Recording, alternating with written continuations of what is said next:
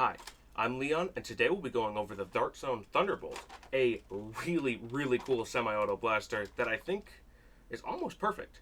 Let's get into it.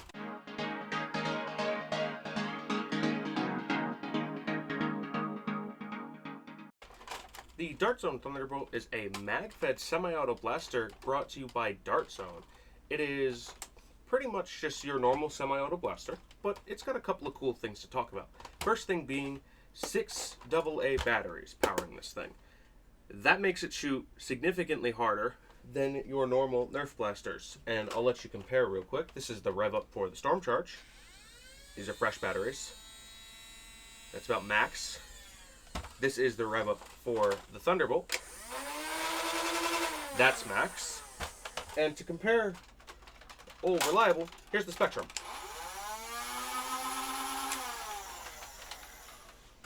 So Thunderbolt already wins in that category. And those are fresh batteries. Every one of these has the same type of batteries, the same fresh batteries. Pretty fun. But the Dart Zone Thunderbolt still got a couple of cool things, including some things that are actually secret. Let's take a look real quick. So let's go to the other side of the blaster, since that's kind of where more of the stuff I need to talk about is. The jam door, it's decently sized, I'd say. It's a nice little clicky jam door. Does take a little bit of force to get open, but I think it provides definitely enough space for you to go ahead and clear your jams. Not that they've had any jams while running this thing, maybe like once or twice. Then you've got the magwell and the mag release down here. These are both excellent. They are insanely smooth. The mag release is really amazing. It's got that nice little click sound to it. And, bonus, it accommodates both styles of reloads depending on what you're used to. So you can either AK or you can M4. I will say a quick note on the mag release that it accommodates most magazines. This is the 18-round magazine for Nerf. It does accommodate it. It just, there's not enough space on the M4 reload to do it reliably. Not that that's really a deal breaker or anything like that. It's just a little tough. I definitely tried to run 18s with it, but I switched to worker 22s after I sort of realized it, since it's a little more finicky because of this little nudge right here. But truth be told, can't really hate that. Cannot hate anything about that. So staying on the other side of the blaster, we have the battery door right here. This is going to hold 6 AA batteries. It's basically the same battery tray as the Spectrum, and it's perfectly fine. 6 does mean that it will shoot decently hot. It's going to be shooting hotter than most of your Nerf guns out there. Nothing Pro Series level, but it will be shooting around the 100 mark for FPS. You'll definitely be able to notice it with just how consistent this blaster is. Moving down to the grip. Grip is immaculate. I've got no comments here.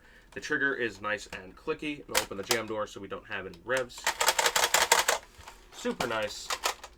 It allows you to kind of do anything you really need when it comes to the trigger. And the rev trigger is one of those sort of 2-finger rev triggers, which I actually quite like this design. It makes it so I really can't miss the rev trigger if I want to, and it lets me use both fingers instead of just the one, which is actually a little faster. If you're not used to it, it certainly will take a little bit of getting used to, especially if you're coming off of your Nerf rev triggers, which are typically only 1 finger. Like, this is fine. You'll definitely have to get used to it, though, if you're not already. But, truth be told, it's not even really like a big deal.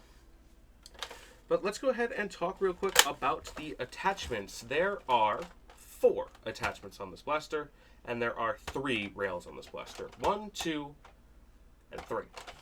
Let's go ahead and talk about that. I remember thinking first couple of times I was using the Thunderbolt was, I wish there was a rail down here. And, well, recently before the review, I decided to experiment. And, lo and behold, remove the screws. There's a rail down here.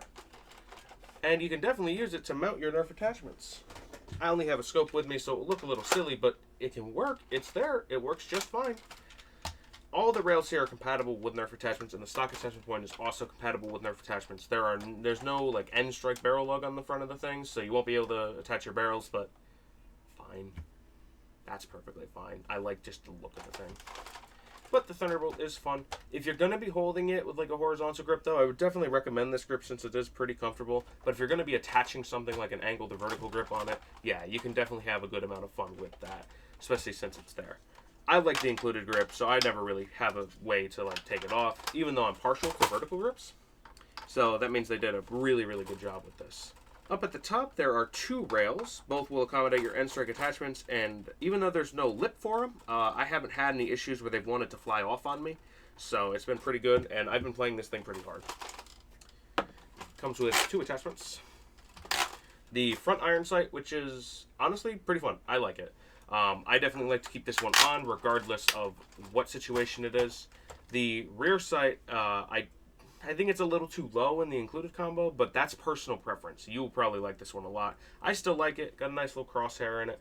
Can't really hate it. And it attaches to the blaster.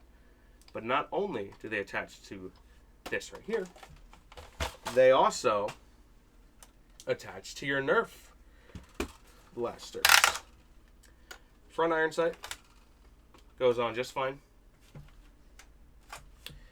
Rear sight is a little tougher.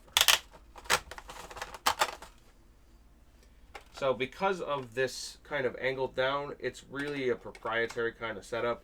I can still get it like this, which I guess works. It's not fantastic. This one is kind of more proprietary than I'd like, but then again, it's okay because they can house Nerf attachments, which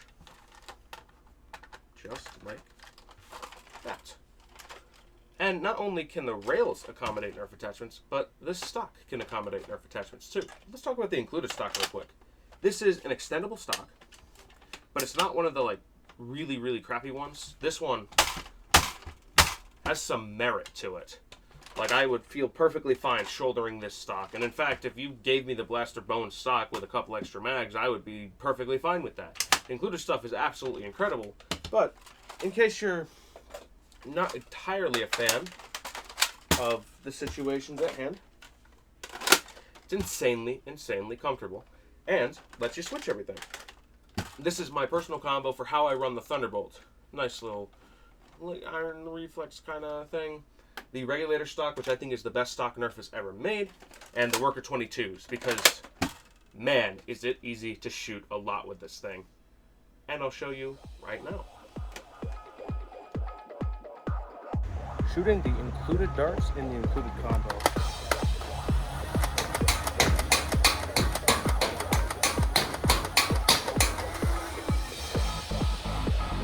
Shooting a variety of things. 6 darts on waffle heads, 8 elites, and 8 chili darts, followed by a full mag of chili darts.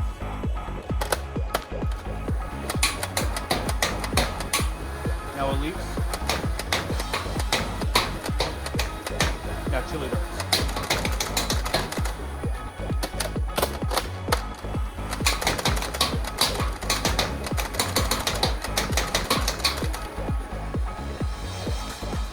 It's so much fun. Shooting the included darts on chili darts.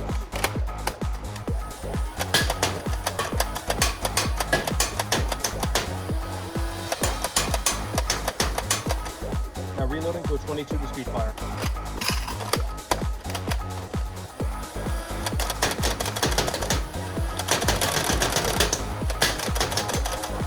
Clean. Simple, clean, effective. Love it. This thing cool or what? This thing fixes pretty much all of the issues we were having with the Spectrum. And you'll see a video comparing these, if it's not already recommended to you now, where I kind of talk about how the Thunderbolt is sort of the reimagining, if you would, of the Spectrum. It fixes all the issues that I think the Spectrum has for the extra $5 that maybe this thing costs. Yeah, it is $25 compared to $20, but at the end of the day, I like the Thunderbolt a lot. So, of course, I can't just like everything. I have to be very fair. And I'll talk real quick about this thing's potential. The Thunderbolt has currently sat with me for at least 4 full Nerf wars. That has got to be over 30 matches by this point. Even 40, I'd say. It does not die on me. It does not want to just give up. It is an absolutely incredible all-in-one package. But I'm spoiling my recommendation, so let's talk real quick. First, the mag release is just that little bit of unfortunate. If you happen to already be spec'd into Nerf gear, especially if you like the 18-round mag, you might be a little disappointed by the fact that the mag release is this close to it. It's not really the blaster's fault, it's more Nerf's fault for putting this stupid little nub on the end, but what can you do, you know? This isn't a problem exclusive to the Thunderbolt, it's actually a problem to the Storm Charge and the Spectrum as well, so realistically, if you're looking at the Thunderbolt, I would run Worker 22s if you have them on hand.